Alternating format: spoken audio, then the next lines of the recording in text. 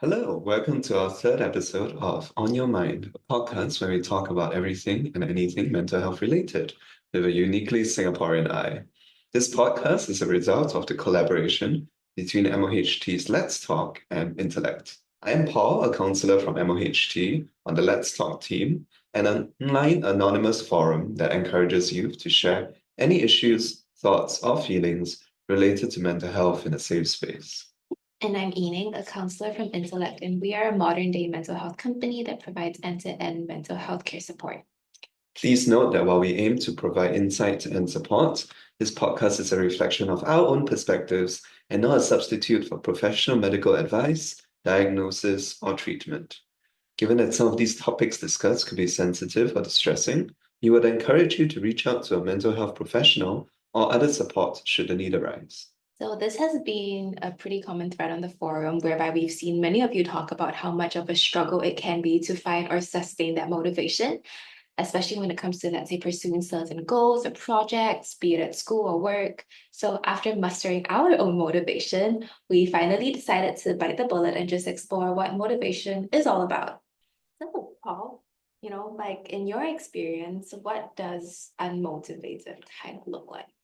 Thanks for the question, Yee Ning. I think based upon my experience working with clients who are experiencing motivational issues, it can look like, at school, when you think about your projects, when you think about your deadlines or like schoolwork, strong feeling of anxiety or dread about getting started, which can sort of fuel a cycle, right, of procrastination, because the more anxiety that you feel towards these things, the more you put it off and the more that anxiety escalates.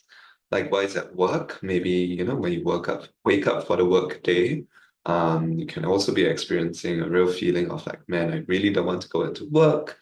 And then, this isn't just a one-off thing, but this is a persistent feeling that sort of, yeah, goes on for an extended duration of time.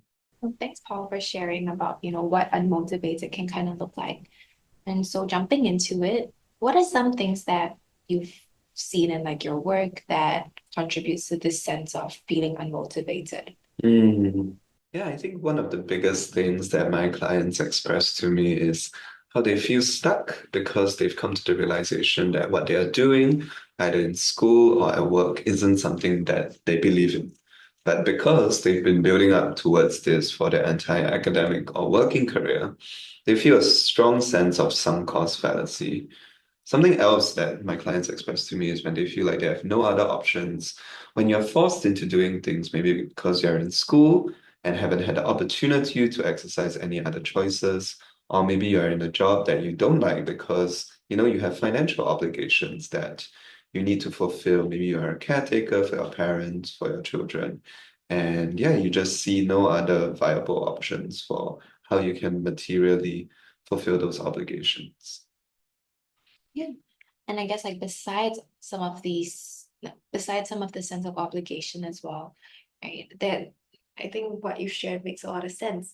And besides that, I think what I've noticed in some of like my sessions is that there sometimes can be this sense of fear or worry or concern that underlies, difficulties with finding motivation in the first place.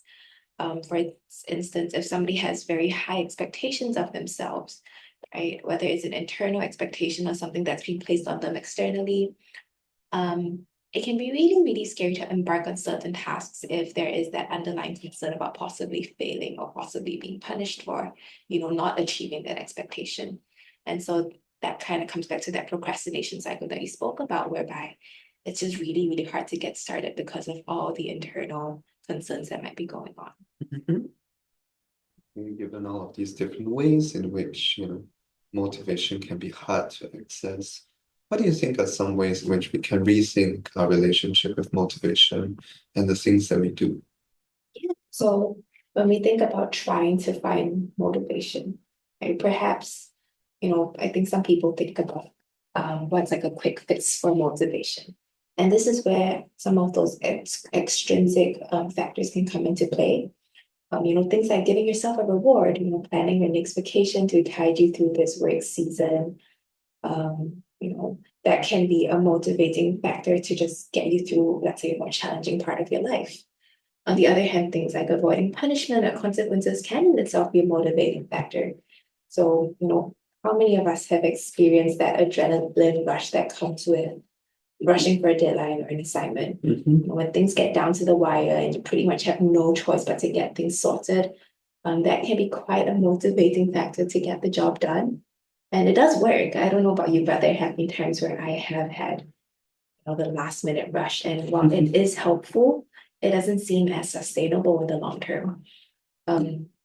Yeah, I guess like other short terms of like motivation, other short-term methods for, I guess, like finding motivation, if you will, can also be just ways to like manage your time. And these are things that you can also like look up online, various like time management strategies from the Pomodoro method, which I'm guessing some of you might have heard of before, or like time boxing.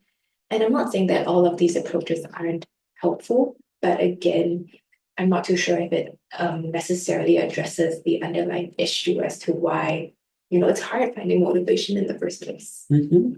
Yeah, Yee Ning, I think that's a super important thing to acknowledge, right? Because in the long term, there's a weight to all of these situations that we are in that will outweigh these short-term solutions. So I think actually getting clarity on things like what obligations that you have as a student, as a provider, what those obligations mean to you, and whether or not there are other protective factors that can help provide you with meaning, that can help provide, you know, you with strength to tide through difficult periods of your life. I think this is also just like the tip of the iceberg when it comes to understanding one's scope of responsibility or purpose, but also as food for thought for our listeners out there. What are the different roles and identities that make up who you are? Are you just your profession?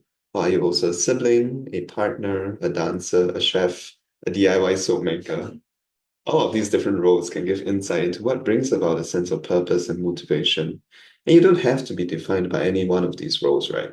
You can choose how much of yourself you want to identify with these roles according to the balance of your needs within these different periods of your life. And as more room for reflection, do some of these roles and identities bring about perhaps a greater sense of motivation, this greater sense of being more authentic and genuine and true to yourself? And perhaps that might be an indicator that these are particular activities or identities that are more aligned with your own personal values. And that could also be something worth exploring and incorporating to other parts of your life. If being a dancer, right, is something that's really important to you and brings about that sense of authenticity, what is it about that makes it so? Is it a certain need that's being met? Is it a value for fun, for freedom, for creativity? And is that something then that you could actually incorporate into other parts of your life and explore further so that it brings about more of that intrinsic motivation? Yeah, I totally agree. And these conversations are extremely broad and extremely deep as well. And as always, they are probably best had with a professional, such as a counselor or a psychologist. And we will always urge you to seek professional help if you do feel like these conversations are important to you, that you do want to do this sort of very deep self-reflection. And I guess with that, we have come to the end of our third episode.